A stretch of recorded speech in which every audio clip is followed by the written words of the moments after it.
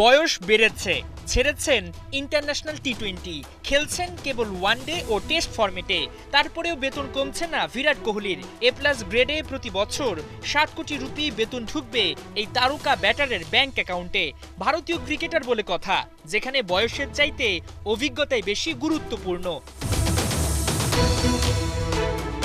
বিরাট কোহলির চাইতে বয়সে 1 বছর বড় রোহিত শর্মা 37-এ পা রেখেছেন হিটম্যান। টি-20 বিশ্বকাপ জিতে বিরাটের মতো তিনিও গুড বাই বলেছেন শর্টার ফরম্যাটকে। তাতে অবশ্য ছোট হচ্ছে না তার বার্ষিক স্যালারির ডিজিট। বিরাটের মতোই এ প্লাস গ্রেডে বেতন পাবেন 7 কোটি রুপি। দুই তারকার মতো ভারতীয় ক্রিকেট বোর্ডের নতুন চুক্তিতে এ প্লাস গ্রেডে রয়েছেন আরও 2 ক্রিকেটার, রবীন্দ্র জাদেজা ও জসপ্রীত বুমরা। বছরে তাদের অ্যাকাউন্টে ঢুকবে একই পরিমাণ টাকা। বিসিসিআই নতুন এ চুক্তিতে রয়েছেন মোট 34 জন ক্রিকেটার।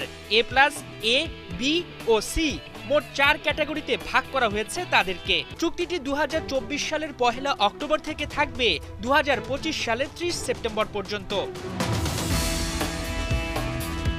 আন্তর্জাতিক ক্রিকেট থেকে অবসর নেয় স্বাভাবিকভাবেই এ তালিকায় জায়গা হারিয়েছেন রবিচন্দ্রন অশ্বিন। বি ক্যাটাগরি থেকে প্রমোশন পেয়ে তার এ ক্যাটাগরিতে জায়গা পেয়েছেন পান্থ।